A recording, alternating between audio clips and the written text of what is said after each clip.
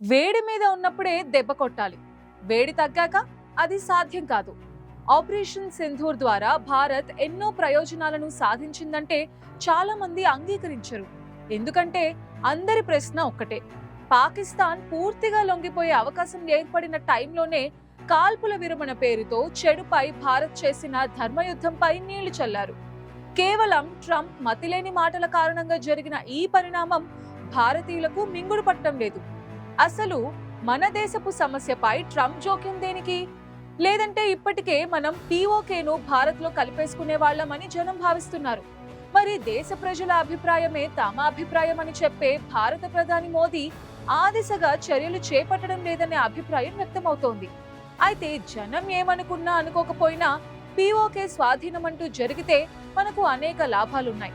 పైగా ఆ ప్రాంతంలో దశాబ్దాలుగా పాకిస్తాన్ అణిచివేతను ఎదుర్కొంటున్న ప్రజలు ఒక్కసారిగా స్వేచ్ఛని అనుభవిస్తారు.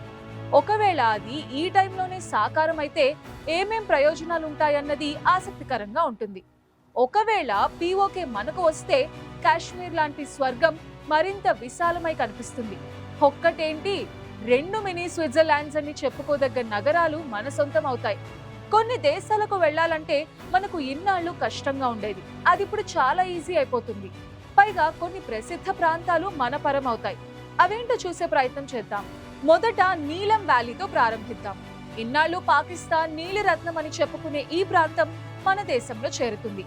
అక్కడి పచ్చదనపు లోయలు, నదులు, వాటర్ ఫాల్స్, అద్భుతమైన కేల్, అరంకేల్ అనే గ్రామాలు భారత్ లో కలుస్తాయి. ఊపిరి సలపనీయని గ్లేసియర్ సరస్సుల అందాలకు నిలమైన రాట్టి గలీ లేక్ కలిసి వస్తుంది.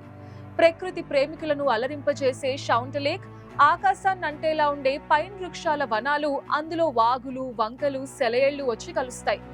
ఇన్నాళ్లు మనం పాకిస్తాన్ ట్రావెల్ బ్లాగర్స్ అదో భూతల స్వర్గం అని ప్రచారం చేసే లీపా వ్యాలీ సొంతమవుతుంది. అందులోని కర్రతో నిర్మించిన అందమైన భవనాలు, చక్కటి వాతావరణం భారత్ లో కలుస్తాయి.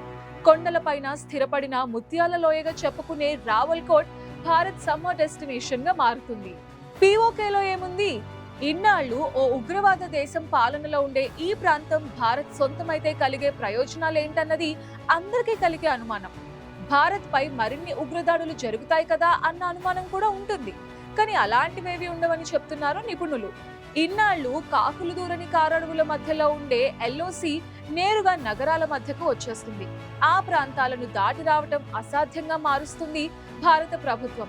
అంటే పీఓకే మన సొంతమైతే సరిహద్దు ఏకంగా పాకిస్తాన్ ని అంటుకుని ఉండేలా పెరుగుతుందన్నమాట.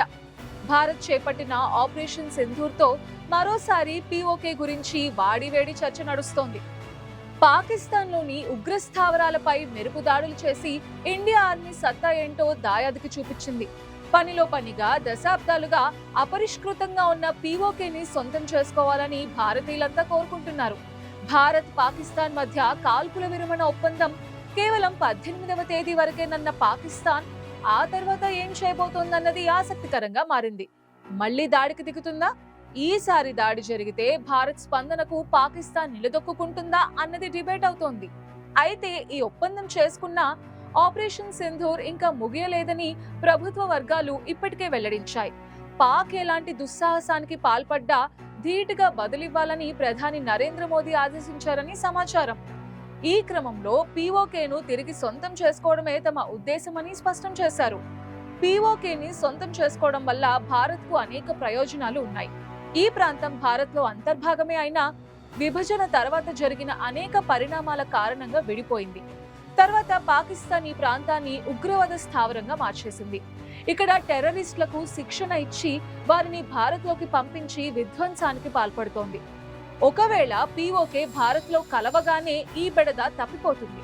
భారత్ తన సరిహద్దు రూపురేఖలు పూర్తిగా తనకు అనుకూలంగా మార్చుకుంటుంది. అందులో ఎలాంటి అనుమానమూ లేదు.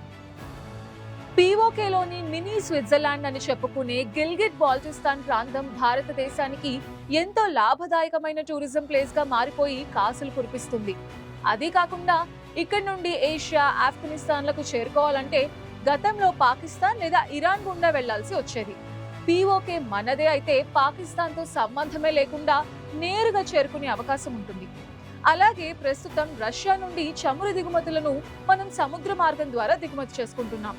పీఓకేని స్వాధీనం చేసుకోవడం పూర్తయితే రష్యా నుండి నేరుగా భూమార్గంలోనే పైప్ లైన్ ఏర్పాటు చేసుకుని దిగుమతి చేసుకునేందుకు వీలుంటుంది. మరోవైపు పీఓకే చాలా దేశాలతో సరిహద్దులు కలిగి ఉంది. ఆ కారణంగా అది భౌగోళికంగా చాలా కీలకంగా మారుతుంది. ఇప్పటి వరకు చైనా తన వాణిజ్యపరమైన అంశాలకు పీఓకేని వేదికగా చేసుకుంటూ ప్రణాళికలు రచిస్తూ అమలు చేస్తోంది. ఆఫ్ఘనిస్తాన్, కజకిస్తాన్, ఉజ్బెకిస్తాన్ దేశాలతో పీఓకే సరిహద్దు కలిగి ఉండటంతో చైనాకు అది అవసరంగా మారింది.